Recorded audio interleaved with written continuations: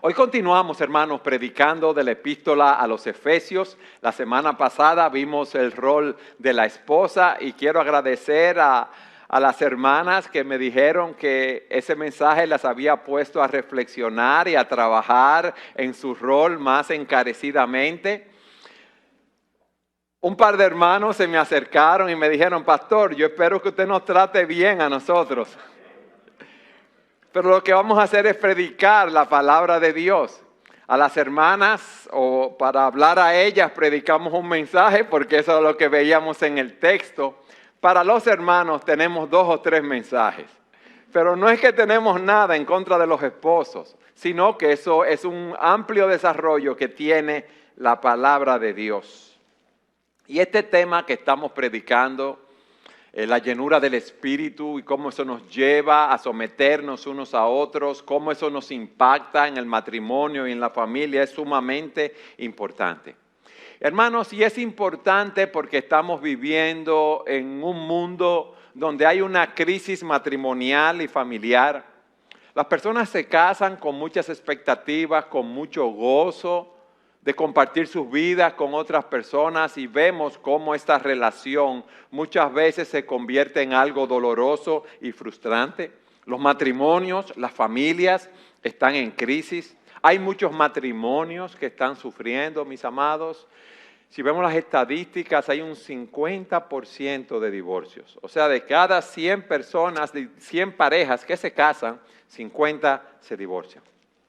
Y hay una parte que no se divorcia por motivos económicos, familiares, por los hijos, motivos sociales, que su matrimonio es algo doloroso y frustrante, como veíamos.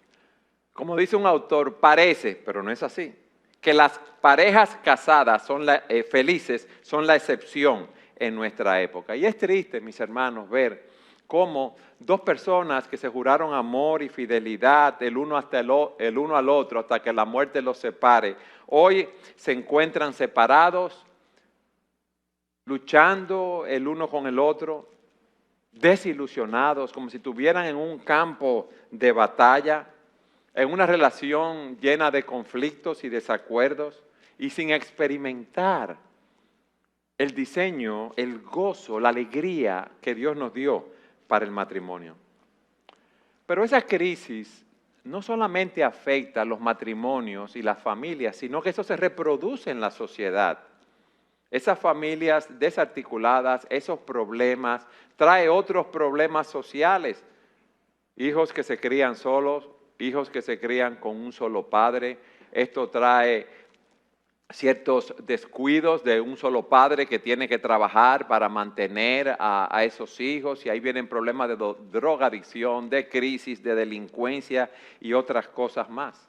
Ahora, la pregunta que nos hacemos específicamente en relación al matrimonio es: ¿por qué hay problemas? Porque si yo me caso para disfrutar de un pedazo del cielo en la tierra, si podemos decirlo así, ¿por qué hay problemas?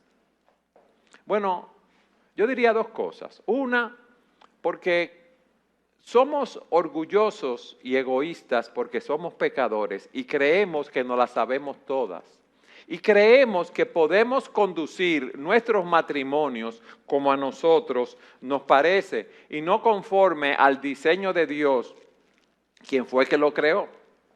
Y es muy difícil, para no decir imposible, el tener una buena relación matrimonial, experimentar, humanamente hablando, a plenitud, un matrimonio si Dios no está con nosotros. Solo el cristiano que tiene a Jesucristo en su corazón, que ha sido lleno por el Espíritu Santo, puede mortificar esos pecados que afectan nuestros matrimonios. Puede mortificar el orgullo, el egoísmo, y puede cultivar las gracias que nos ayudan a desarrollar nuestros matrimonios y a fortalecerlos. Como vimos en nuestro estudio de Efesios 5:18, cuando somos llenos del Espíritu Santo, cuando somos controlados por Él, hay una serie de resultados o de bendiciones que cosechamos en nuestras vidas como fruto de esa llenura. Y uno de estos es una relación matrimonial gozosa, plena, estable, que refleja la relación de Jesucristo con su iglesia. La semana pasada vimos cómo las esposas deben someterse a sus maridos, cómo deben ser ayuda idónea. Pero yo quiero decirle algo a ustedes, los esposos, y me lo digo a mí mismo. Cuando el Señor manda a las esposas a someterse a sus esposos, a nosotros, Él está poniendo bajo nuestro cuidado la vida de nuestras esposas. Lo voy a repetir de nuevo. Cuando Él manda a las esposas a someterse a nosotros, a sus esposos, Él está poniendo la vida de nuestras esposas bajo nuestro cuidado. Y nuestras esposas son hijas de Dios, son sus hijas, son creadas a la imagen de Cristo, son preciosas, son valiosas delante de Él. Y dice la Escritura lo siguiente, óyeme bien, al que mucho se le da, mucho se le exige también. Y cada uno como administradores debe ser hallado fiel. Y yo tengo una pregunta para ti. Si estás casado, si piensas casarte, ¿cómo estás administrando el tesoro que Dios ha puesto bajo tu cuidado en tu esposa? ¿Estás tú buscando tu beneficio en el matrimonio o el beneficio de tu esposa? ¿La estás explotando? ¿La estás descuidando? Y eso es lo que vamos a ver hoy. ¿Cuál es el rol que Dios nos ha asignado? Óiganme bien, hombres. ¿Cuál es el diseño que Él nos ha dado? Esto es algo sumamente serio. Y yo quiero que ustedes me acompañen, por favor, a Efesios capítulo 5, versículo 22. Y alguien puede decirme, pastor, pero eso fue lo que vimos la semana pasada de las esposas. Usted está equivocado, debemos empezar en el versículo 25. No, yo quiero empezar en el 22, porque aquí hay una cualificación, una característica de nosotros, los esposos. Dice Efesios 5:22, las mujeres estén sometidas a sus propios maridos como el Señor, porque el marido es cabeza de la mujer, así como Cristo es cabeza de la iglesia, siendo el mismo Salvador del cuerpo. Pero así como la iglesia está sujeta a Cristo, también las mujeres deben estarlo en todo a sus maridos. Pero fíjense lo que se nos dice aquí. El marido es cabeza de la mujer. Tú eres cabeza de esa relación. Tú eres el líder de esa relación. Fíjense que dice, el marido es cabeza por diseño. No es que debe ser la cabeza, sino que es. Porque, como hemos visto, el matrimonio tiene un diseño dado por Dios. No somos libres de desempeñar el rol como a nosotros nos parezca. Vimos cómo Dios ha creado estructuras de autoridad para nuestra bendición, para nuestro beneficio.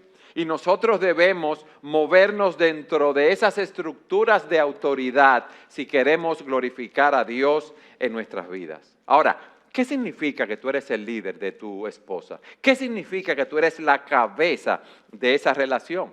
Bueno, si vemos la cabeza en nuestros cuerpos físicos, aquí tenemos el cerebro y el cerebro es que controla el cuerpo. Nada sucede en el cuerpo sin venir de la cabeza. Cuando hay un problema en la cabeza, en el cerebro, si podemos decirlo así, hay problemas en el cuerpo. Y de manera figurada, Pablo nos dice, miren esposos, ustedes son las cabezas de sus esposas. Así como Cristo es la cabeza de la iglesia, tú eres la cabeza de tu esposa.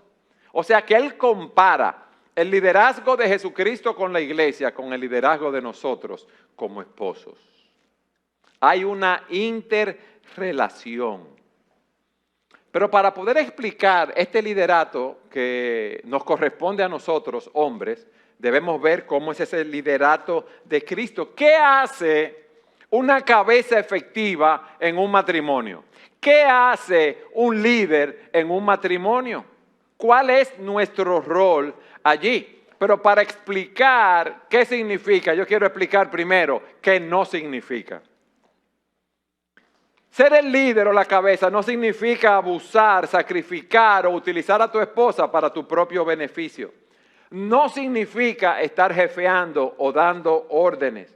No es querer salirte con la tuya en todo momento No es tratar a tu mujer como si fuera una niña y tenerla arrinconada y en su sitio siempre, como el mandamás y el que da las órdenes.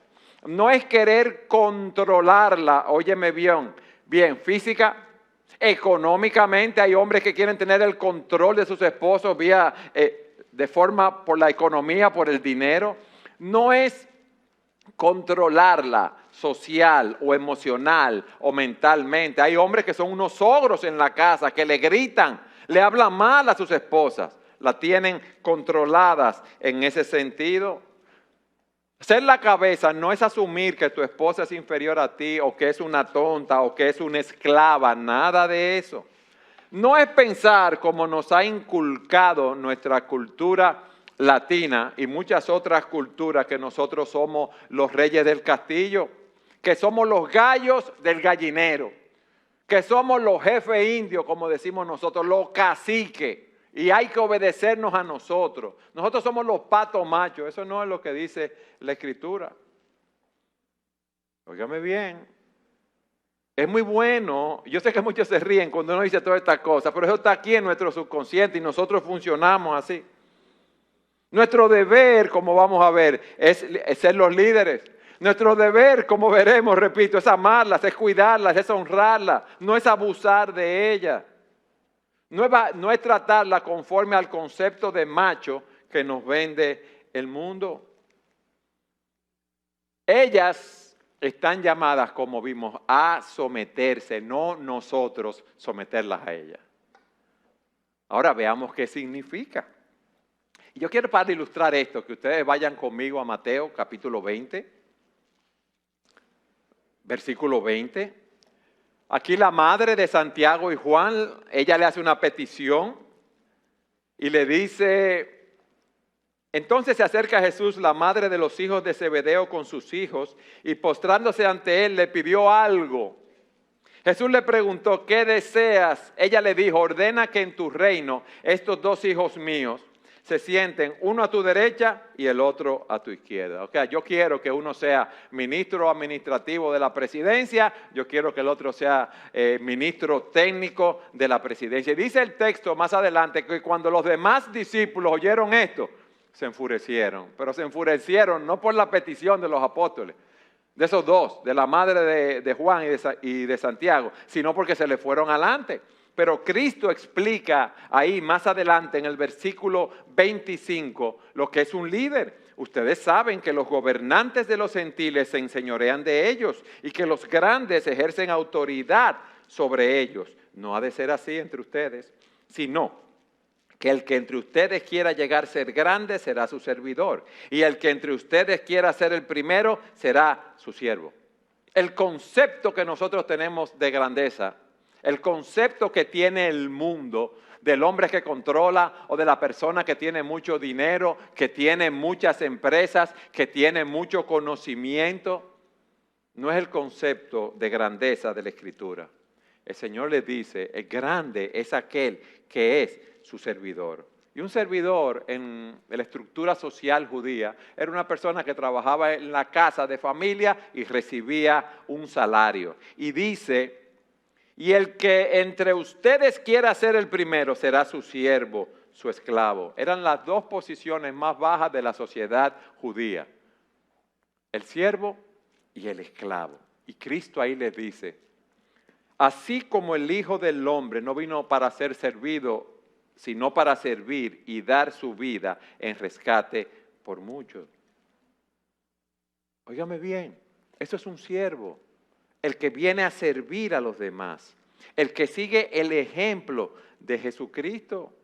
Un siervo es alguien que está sometido a otros y nosotros como esposos debemos estar sometidos a Dios y debemos ser los mayores siervos de la casa. Cristo tenía su trono en los cielos, mis hermanos, por eso es el ejemplo perfecto, maravilloso. Y dice la Escritura, haya pues en vosotros el sentir que hubo en Cristo Jesús, que siendo igual a Dios, estando en el cielo con toda la adoración de todos los ángeles, con toda la comunión en ese Dios trino, Él no consideró el ser igual a Dios como algo a que aferrarse. Y dice, por el contrario, Él se rebajó voluntariamente tomando la naturaleza de siervo y haciéndose semejante a los seres humanos. Y al hacerse hombre, se humilló a sí mismo y se hizo obediente hasta la muerte y muerte de cruz. Y eso es lo que el Señor nos está pidiendo a nosotros. Nosotros como líderes, óigame bien, hombre, debemos ser los mayores siervos de la casa. ¿Eres tú ese tipo de hombre? Pero es interesante saber lo que hace ese líder siervo en la casa.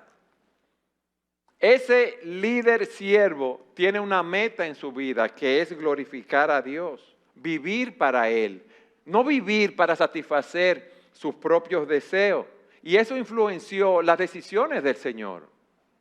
En Juan 6:38 dice, porque he descendido del cielo no para hacer mi voluntad, sino la voluntad del que me envió. ¿Tú habías pensado en eso, esposo? Que tú como líder debes saber para dónde vas y dónde vas a llevar a los tuyos. Y el lugar para donde nosotros debemos ir es glorificar a Dios. En la oración intercesora de Juan 17, Cristo dice, yo te glorifiqué en la tierra, Padre, habiendo terminado la obra que me diste que hiciera. Óigame bien. Y él iba a pasar un tiempo de mucha aflicción, de crucifixión, pero él no estaba viviendo para él estaba viviendo para hacer la voluntad del Padre, él estaba viviendo para glorificar a Dios. Y yo te pregunto, esposo, tú como líder, ¿tú estás viviendo para la gloria de Dios? ¿O para tu propia gloria? ¿Tú estás viviendo para la gloria de tu profesión, de tu trabajo, de tu negocio? ¿A qué Dios tú estás sirviendo? ¿Al Dios tuyo, al Dios mamón de las riquezas o al Dios que está en los cielos? ¿Alguna vez tú te has sentado a planificar cuáles son tus metas personales, las de tu esposa? Eso es lo que hace un líder guía al pueblo. Un pastor cuando está guiando a las ovejas, camina delante de ellas, camina al lado de ellas para ver cómo van, camina detrás de ellas. Y le voy a decir una cosa, hombres, nuestras esposas, nuestras mujeres quieren tener líderes, pero líderes así. Líderes que sean siervos y hombres que las guíen con seguridad. No quieren ser tratadas como si fueran niñas, con intimidaciones, con amenazas, o como si fueran tontas, o como si ellas no pudieran pensar, no. Ellas no quieren estar bajo una dictadura en ese sentido. Ella quiere que se tomen en cuenta sus opiniones, su manera de ver las cosas también. ¿Qué clase de esposo eres tú? Un líder siervo sabe para dónde va y hacia dónde va a llevar a los suyos. Pero también una segunda aplicación. Un líder siervo para hacer esto también se involucra con las personas a su alrededor. En Juan capítulo 10, versículo 14, el Señor dice, yo soy el buen pastor. Óigame bien, nosotros estamos llamados, como veremos más adelante, a ser pastores en nuestros hogares. Y el Señor dice, yo soy el buen pastor.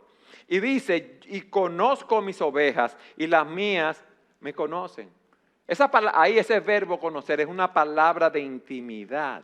Ahora, ¿cómo tú vas a conocer a tu esposa si tú no le dedicas tiempo? Si tú no conversas con ella, si tú vives absorto entre las redes sociales, tu trabajo, tus amigos.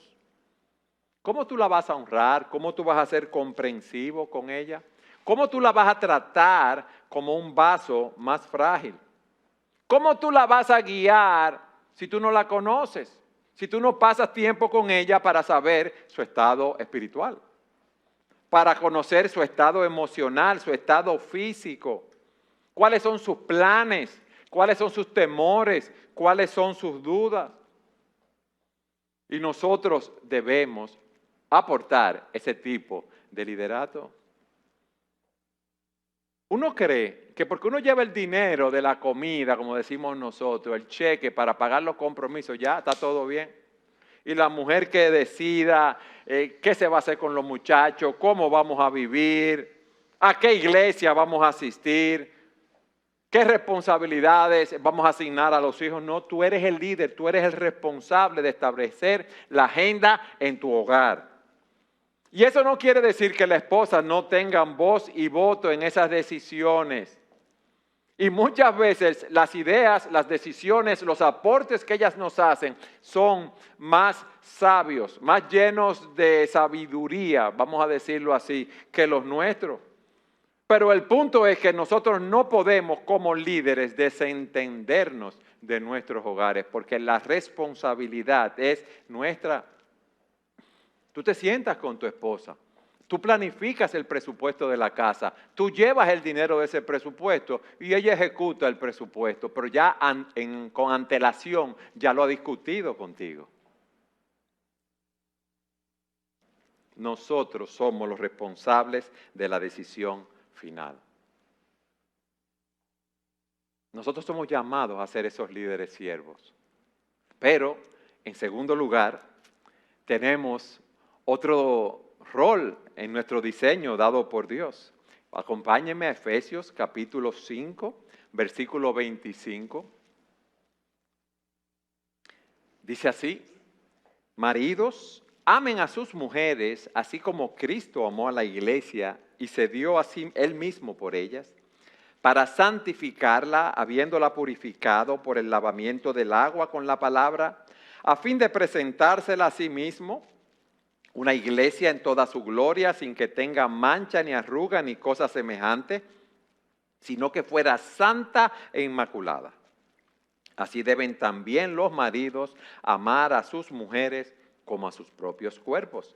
El que ama a su mujer, a sí mismo se ama, porque nadie aborreció jamás su propio cuerpo, sino que lo sustenta y lo cuida, así como también Cristo a la iglesia, porque somos miembros de su cuerpo. Por esto, el hombre dejará a su padre y a su madre y se unirá a su mujer, y los dos serán una sola carne. Grande es este misterio, pero hablo con referencia a Cristo y a la iglesia. En todo caso, cada uno de ustedes ame también a su mujer como a sí mismo, y que la mujer respete a su marido. Tú estás llamado a ser el líder, pero tú estás llamado también a amar a tu esposa con ese tipo de amor sacrificial, así como Jesucristo amó a la iglesia. Y es verdad que quizás nosotros no podamos amar al extremo que Cristo nos amó, pero sí podemos tener la misma clase de amor por nuestras esposas, un amor sacrificial. Alguien definió el amor de la siguiente manera: el amor está deseoso de sacrificarse por el bien de la persona amada, sin requerir ninguna reciprocidad, como sin importar que la persona amada lo merezca. Eso fue lo que Cristo nos mostró en la cruz del Calvario. Pero yo le voy a decir algo, eso no es todo. Jesucristo inició su ministerio a los 30 años. Y yo le voy a decir algo. ¿Ustedes creen que fue a los 30 años que Él empezó a pensar en su novia, que es la iglesia? ¿Sí o no? No. Él empezó a pensar en eso durante toda su vida. Y Él vivió cada minuto, cada segundo de su vida por amor a la iglesia. Y Él estuvo dispuesto a morir por la iglesia. Y yo le apuesto, creo yo, que si yo le digo a los hombres que están aquí, levanten la mano, ¿quiénes están dispuestos a morir por su esposa? ¿Qué me dirían? Que sí, levanten la mano. Ah, nadie la levantó, hay problemas aquí. Hay problemas hoy. Levanten la mano los que estén dispuestos a morir por su esposa. Aquí estamos, ¿verdad? Okay.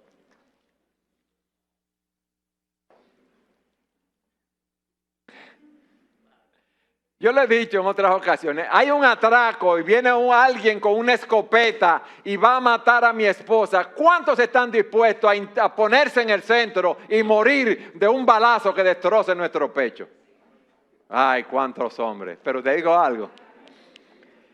Esposa, aprovechen esos maridos. Pues yo le voy a decir algo, ustedes saben que eso no va a pasar con facilidad. Si yo les preguntara ahora, ¿cuántos de ustedes están sacrificando y entregando su vida aquí y ahora por sus esposas? ¿Qué nos dirían?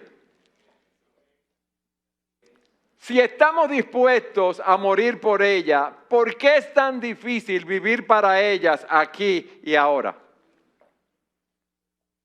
Si tú estás dispuesto a recibir ese balazo en el pecho, esa descarga de mortero para que ella sea protegida, que tu cuerpo se desangre, qué trágico, ¿verdad?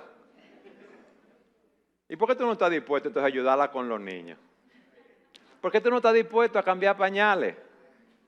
¿Por qué tú no estás dispuesto a lavarle los trastes, como decimos nosotros, la loza, dicen en el Cibao? ¿Por qué tú no estás dispuesto a quedarte con los niños en casa para que el sábado ella vaya al salón de belleza y se arregle otro día o que pueda salir de compra? ¿Por qué no estás dispuesto a sacar la basura? ¿Por qué no estás dispuesto a hablarle sin gritar y sin amargura? ¿Por qué no estás dispuesto a escuchar sus ideas y sugerencias? ¿Por qué no estás dispuesto a prestarle atención cuando ella te habla, aunque llegues cansado del trabajo y quieras descansar? Ustedes ven, estamos dispuestos a morir, pero no estamos dispuestos a sacrificar nuestros deseos egoístas día a día, segundo a segundo, minuto a minuto, hora tras hora, día tras día, semana tras semana, mes tras mes, año tras año. Yo te voy a preguntar algo. ¿Cuándo fue la última vez que tú hiciste un sacrificio por tu esposa? Que dejaste a un lado tus derechos, tus comodidades, tus placeres para satisfacerla a ella. O sea, dejar a un lado la computadora, el WhatsApp, las redes, los deportes en la televisión, la película que a ti te gusta para escucharla a ella. Mis amados, amar a nuestras esposas, lo que hay aquí es un mandato. No es algo opcional. O sea, no es si yo te voy a querer, si tú me tienes la ropa lavada, si tú me haces la comida que me gusta, si la casa está organizada. No, no, no. Yo tenía un amigo mío que decía, yo te voy a querer mucho aunque tú no me quieras. Aunque la comida no te a tiempo, aunque la comida esté muy salada, aunque tú me hables mal, aunque tú no me atiendas, yo te voy a querer mucho aunque tú no me quieras. Y esa debe ser nuestra disposición. Pero nuestra disposición, ¿cuál es? O si tú me tiras con una pistola, yo te tiro con un cañón. ¿O no es así? Tú me haces algo mal a mí, espérate, tranquilito, y después, ¡boom!, yo te hago algo peor a ti. Y aquí se nos dice que Cristo murió por su iglesia, que Cristo vivió para su iglesia. Mis amados, no hay que morir físicamente para hablarle con dulzura, amabilidad, cariño a nuestras esposas. Eso es lo que el Señor requiere de nosotros. Y tú dirás, bueno, pastor, yo le voy a decir la verdad. Y la verdad es que uno piensa en estas cosas. Eso fue Jesucristo, que era Dios, que nos amó de otra manera. Pero yo no puedo amar de esa manera. Pastor, es que usted no conoce a mi esposita. Usted la ve ahí muy tranquilita. Cuando esa mujer se pone en pie de guerra y se pone la pintura de guerra, hay que salir huyendo de ahí. Porque Rambo le queda chiquito. No, es en serio.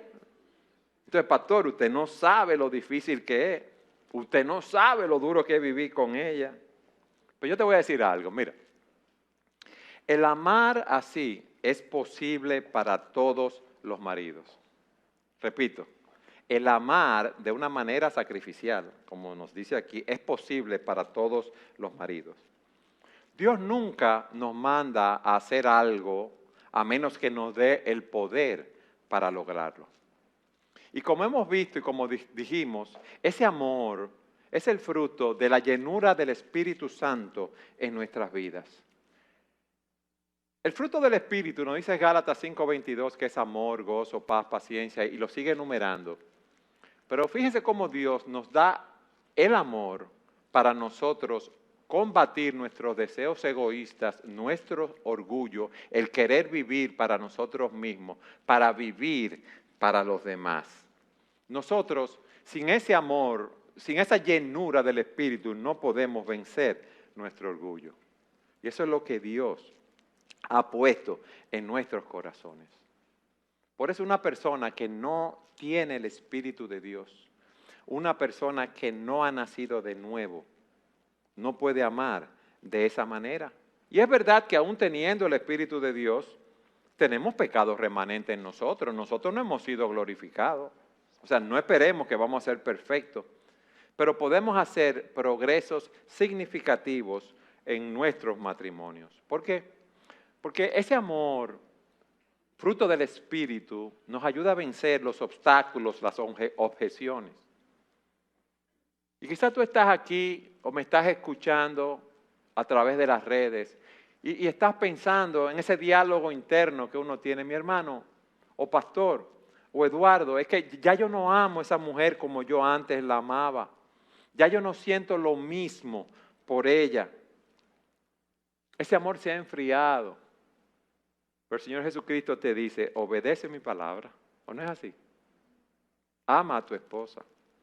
Ámala. Te digo una cosa, Dios nos va a bendecir. Esos sentimientos van a florecer. El enamorarse, ese amor tilín, cuando uno se enamora, ¿verdad? Al inicio, que conoce a su pareja, eso es maravilloso. Pero el mantenerse enamorado, el mantener la relación, el crecer juntos en amor, requiere un enfoque, óyeme bien, deliberado. Requiere un esfuerzo. Entonces, si tu matrimonio ha degenerado en pleitos, en rechazo, en malos tratos, en amargura, en culpa, en enojo, tú vas a tener que trabajar para obedecer este mandato, pero vas a ser bendecido. Porque el hecho de que Dios lo mande nos dice que es posible y es requerido. Y alabado sea el Señor por eso. Porque ustedes saben que eso nos da esperanza en Jesucristo para seguir adelante, no importa la condición de nuestro matrimonio. Entonces, en primer lugar, que hemos visto que sí, ese matrimonio es posible porque es ordenado por Dios. O sea, el amar así en el matrimonio es posible. Pero tú puedes estar pensando, es que usted no conoce, mi hermano, mi pasado, las experiencias que yo he vivido, la depravación en la cual yo he estado. Yo no puedo amar así. Pero hay algo más. Este amor sacrificial no solamente es posible porque es ordenado por Dios. Ese amor es posible porque se le manda a todos los hombres, no importa el trasfondo del cual tú vengas. Y alabado sea el Señor por eso. No importa tu condición, no importa de dónde tú vengas. En Cristo hay perdón y en Cristo podemos amar a nuestras esposas de una manera sacrificial. No importa la cultura donde tú hayas sido criado, no importa la vida que tú hayas tenido. Nosotros, los esposos cristianos, por el poder de Dios, podemos amar a nuestras esposas sacrificialmente. Déjenme decirles algo. Pablo aquí le está hablando a los efesios, ¿verdad? Y esa iglesia en Éfeso era donde estaba el templo de Diana, la diosa de los efesios. Ustedes son los que habían en el templo. ¿Cuál era la cultura? Que la gente decía, yo voy a adorar a Dios. Y iban al templo y la adoración era tener relación sexual con hombres. Había hombres que actuaban como prostitutas, con mujeres también. Eso era parte del ritual de adoración. Oiga, ¿a quién Pablo le está diciendo eso?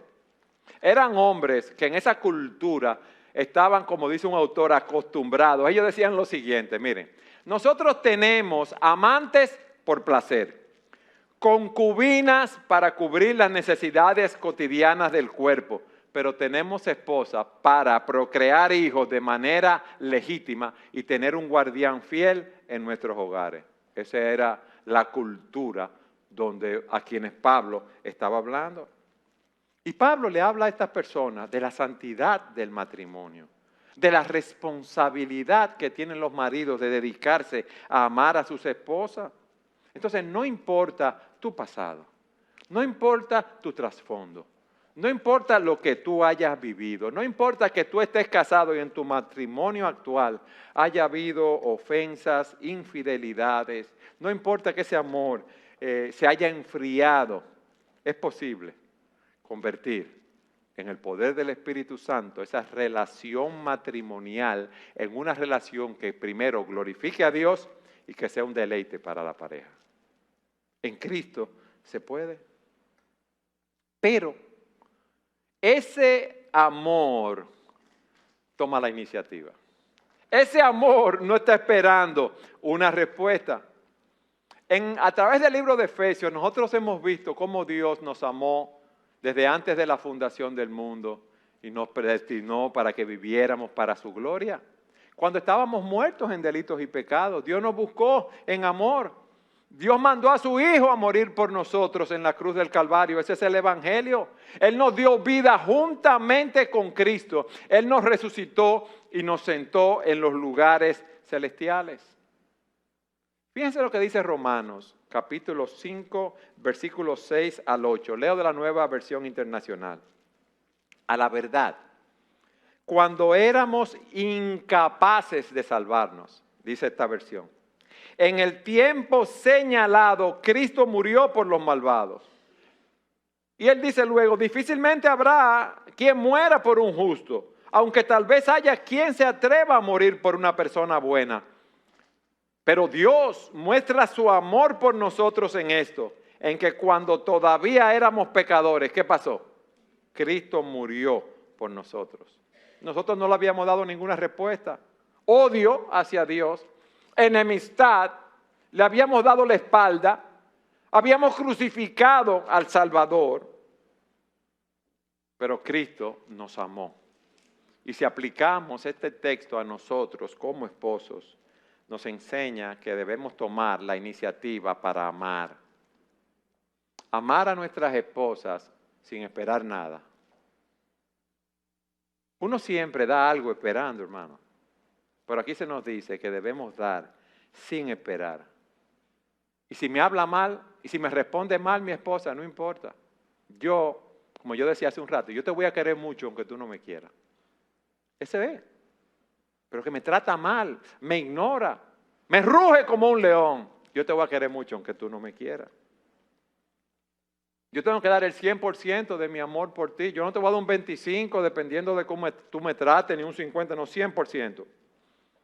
Pero que ella me desprecia, no importa. Pero que ella se burla de mí, no importa.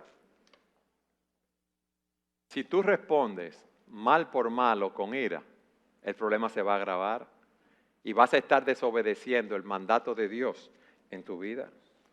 Repito, el amor toma la iniciativa, no depende ni espera de la respuesta de la persona amada. Por eso el apóstol Pedro dice en 1 de Pedro 3, 8 y 9, en fin, vivan en armonía los unos con los otros, compartan penas y alegrías, practiquen el amor fraternal, sean compasivos y humildes, no devuelvan mal por mal, no devuelvan insulto por insulto, más bien bendigan, porque para esto fueron llamados, para heredar bendición.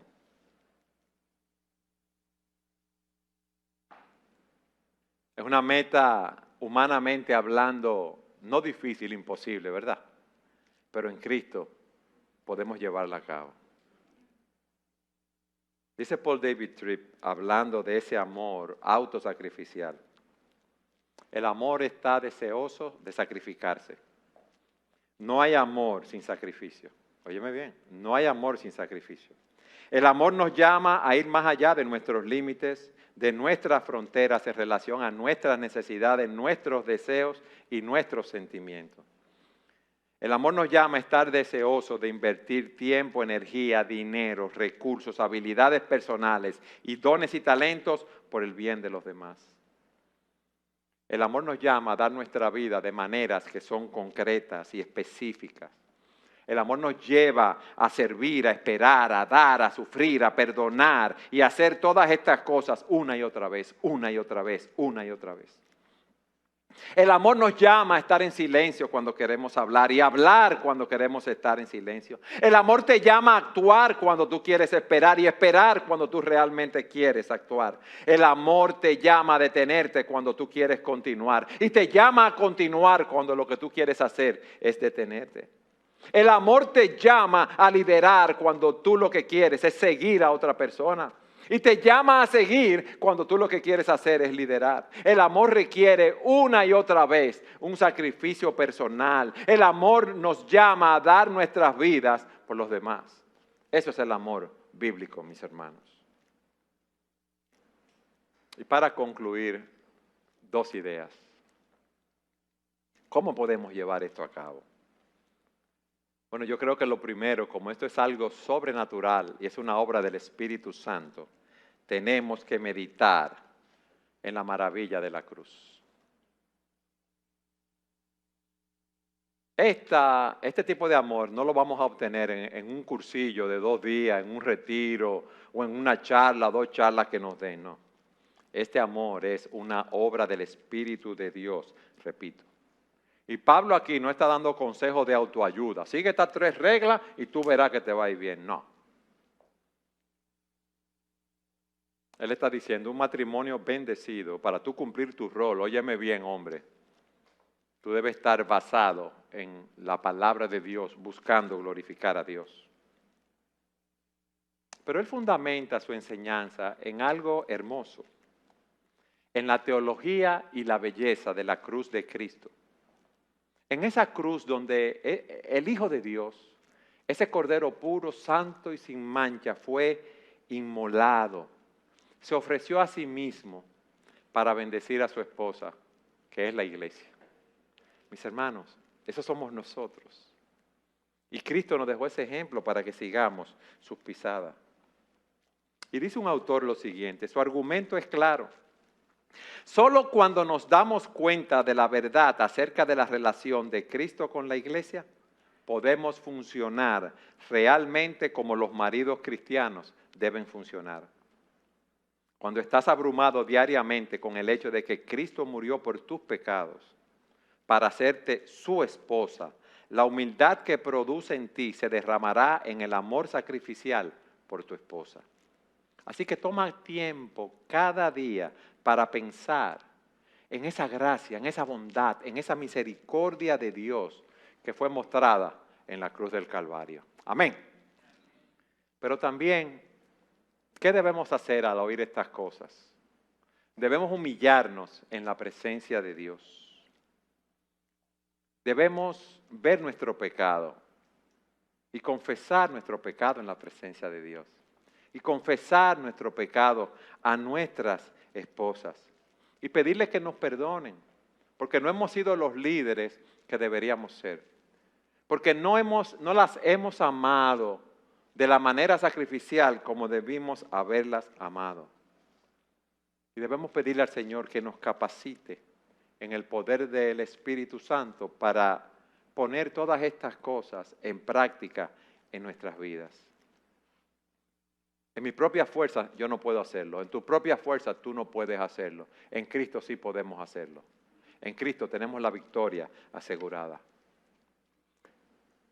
Y eso va a producir en tu esposa un sentido de apreciación al ver cómo tú la amas. Eso va a producir en tu esposa también un sentido de seguridad, de que tiene un hombre que no es perfecto, ni que es el líder que tiene todas las cualidades, ni es el que ama con amor sacrificial como debería amar, pero ve un hombre que está haciendo un esfuerzo por agradar a Dios primero y agradarla a ella.